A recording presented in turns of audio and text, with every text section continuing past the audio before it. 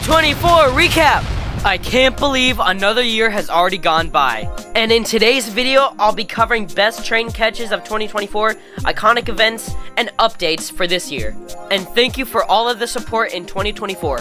So make sure to like this video, subscribe to my YouTube channel, and now let's get into it. Starting off with January of 2024. My first train catch of the year was the CSX train in Blue Island, Illinois.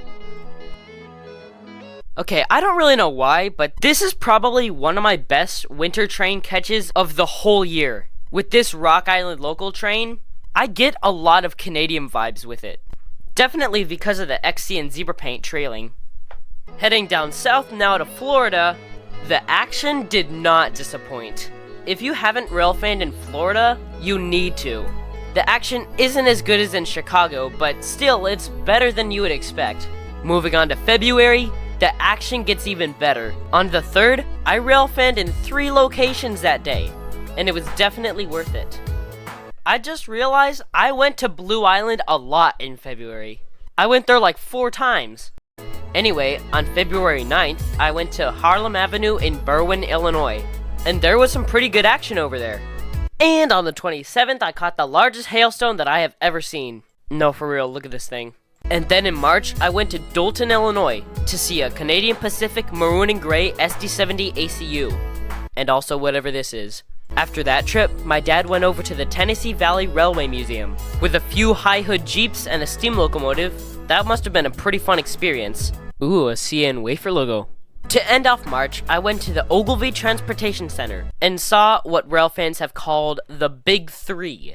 It's basically Metro 79 painted in a lightning bolt scheme, Metro 104 painted in the city of Chicago, and Metro 90, the Chicago Northwest Heritage Unit. Although, since Metro 120 is also moving to the Union Pacific lines, that will make the Big Three the Big Four. Ooh, it's a Grand Trunk Western. And then in early April, I went to see one of the best solar events I've ever seen, a total solar eclipse on April 8th. If you haven't seen my video on it, the link is in the description below. I definitely recommend watching it. And then these maintenance of way trains just start showing up out of the blue at the Oak Forest station. It was cool to see something out of the ordinary on the Rock Island line. Usually, I see Metra and freight trains, but it's rare to see these on the Rock Island line. Wow, we're already in May? That passed by pretty fast. Here's a video of a few storms that I never posted.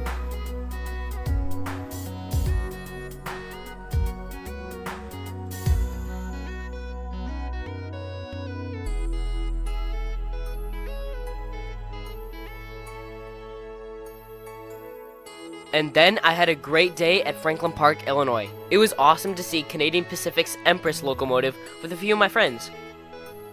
Another railfanning trip to Blue Island. Then after that, I railfanned at Pine Junction in Gary, Indiana. It was really cool to go out of state to see some awesome trains.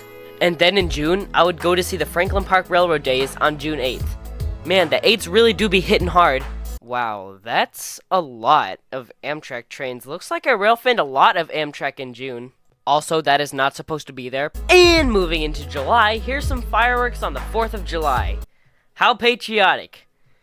Alright, next one. And then on July 8th, I went to Barrington, Illinois. That was a pretty fun day, not gonna lie. Wait a minute. Again? Seriously? Then some more heritage units to add to the list. And a veterans unit. Moving into August, I railfanned at Oak Forest with Landon's trains. Wait, no way, another one? What's going on with the 8s? Anyway, on August 10, I would go to the Chicago Air and Water Show.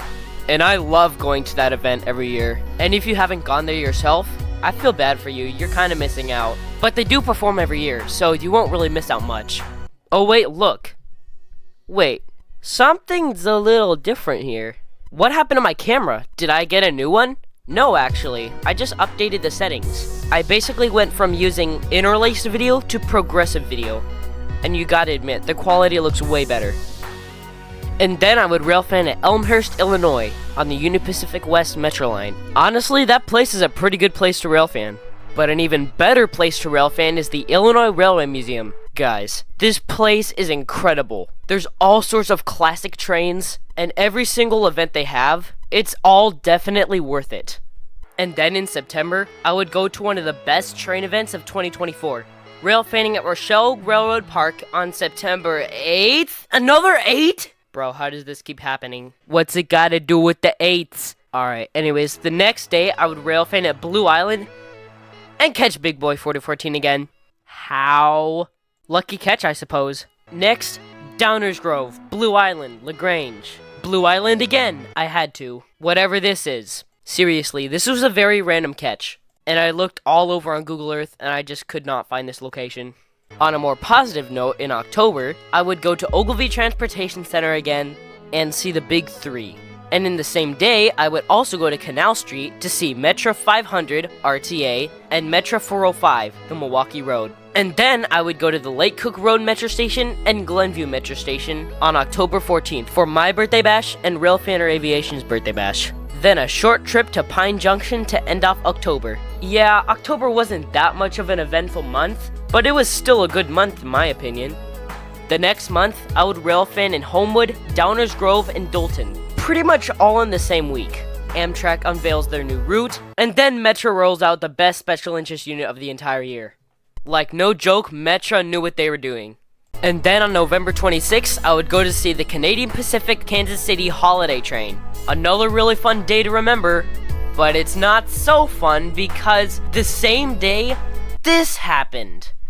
Amtrak 161 caught on fire and is out of service.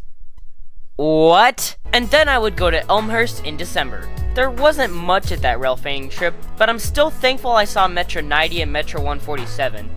Then I would go to Pine Junction and see Norfolk Southern 8102. On December 8th, of course. Okay, look, I really do not understand what is going on with the 8s, but I like it. It's a nice pattern. And on that same day, I would also catch this pretty cool train, with an interesting locomotive trailing second. Overall, a really good trip to Pine Junction.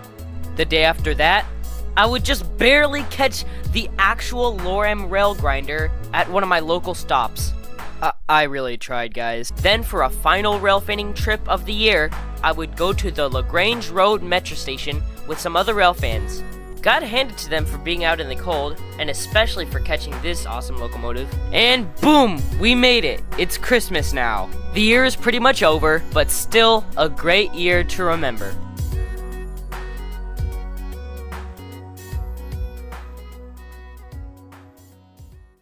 Oh wait, I almost forgot about updates. These are the upcoming updates to my YouTube channel. Starting in 2025, in my voiceover videos, instead of just using train clips and photos, I will add my YouTube icon when I'm talking.